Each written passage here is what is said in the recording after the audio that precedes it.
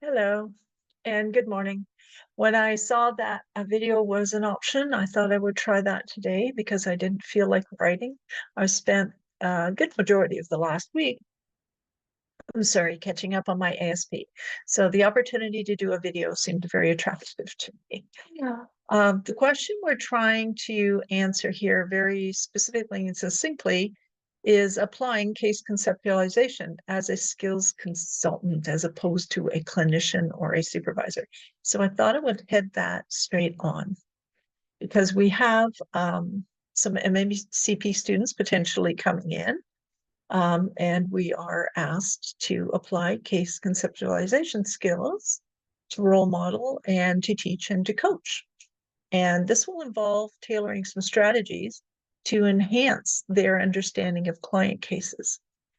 Now, most of what I'm talking about here is something that I hug tightly and something I refer to a lot, which is a textbook, I believe, that was introduced to us from an MACP perspective, which was the good old Sperry and Sperry case conceptualization, mastering this competency with ease and confidence textbook that we had given way back. Hopefully I checked and I think this is a textbook that they will have access to. My overall opinion of that is to not entertain or go deeply into interventions. We can go into interventions, but first of all, before we talk about intervention, I want to know what the plan is. What is the plan and how did you get to that implementation? Or I'm sorry, that intervention. Now, even if the plan is to go get a plan, and the plan could be rooted in their own theoretical framework like CBT or a biopsychosocial framework. Mine is, as you are aware, very neo-psychodynamic, unless, of course, I decide to integrate something intentional from a CBT or a cognitive behavioral aspect or a biopsychosocial, but at least it will be an intentional move. And this is what I want to convey to somebody who's coming in, is what you're doing intentional. Does it have any evidence? Does it have a plan? Does it have a framework? And this process is distinct from clinical skills as it focuses more on the educational development for the incoming MACP student, as opposed to just direct discussion about therapeutic interventions.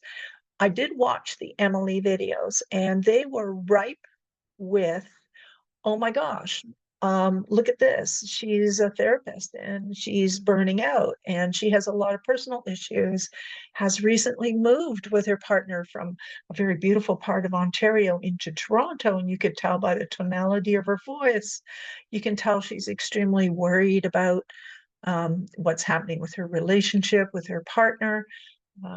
And by the time we get to part 3, she's portraying the role of Emily, showing up with disheveled hair, mentioning that she has been drinking some more. She has dropped a few what I call bombs about trauma and potential trauma events in her past life that had to do with a lot of death, a lot of suicide with siblings and very close family members. This makes you want to jump in. This makes you want to be the rescue person. But before we do that, we need to talk about it or perceive it in the context of a much larger plan. Why are you approaching this case the way you're approaching it? And what is it about this case that you think is going to be most appropriate for this particular client? And to be able to discuss that from the perspective of a framework. And one of the things that I realized as I was going through this exercise and just putting this narrative together for us this week was, as new information comes in, the case conceptualization, which leads to the treatment plan, can change. We reserve the right, as we collaborate with our clients, to be able to change directions as needed, to be able to tailor it to the client after the plan is in place, but to be, for all lack of better words, intentional, that I noticed that when my supervisor has me bring a case to him, he asks for the case 24 to 48 hours in advance, and I have to be very, very clear about what framework I'm looking at this through, so that when he joins me in conversation, he can match my lens. He knows I'm very psychodynamic in nature, but he also, over the years, has gotten to understand that I will draw from wherever I need. And I'm very pluralistic and I'm very integrative at the same time. And he takes that into account. And when he tells me to take a step back, when he sees that I'm bringing something forth that is not congruent to what it is we're working on, he will call me on it. So he keeps me very well grounded in the framework that I said that I would be following. And if I deviate from that, he brings that to my attention. He says, now you're pulling out of nowhere. And I sit back and I go, yeah, you're absolutely right.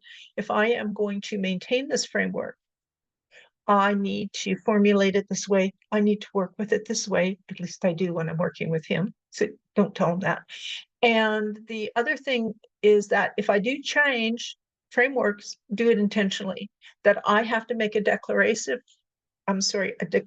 statement to him saying, I am now transitioning from this framework, like CBT or biopsychosocial, into more of a integrative approach using neo-psychodynamic work based on this particular framework, or emphasizing that particular framework based on some research that I have found. To be able to talk about it in a very academic way within a framework is very powerful, particularly when I get into my EMDR work. He wants to go deep into my AIP model and make sure that I'm covering all of the necessary steps in one form or another. And if I don't, he makes me justify it. I have learned so much using this approach that it's really, well, there's another unacademic term, uncanny. So that is basically the approach that I'm using. And I'm just putting this out there to see what other people are going to do. Okay, so hopefully I can learn from a lot of you. Thanks. Bye.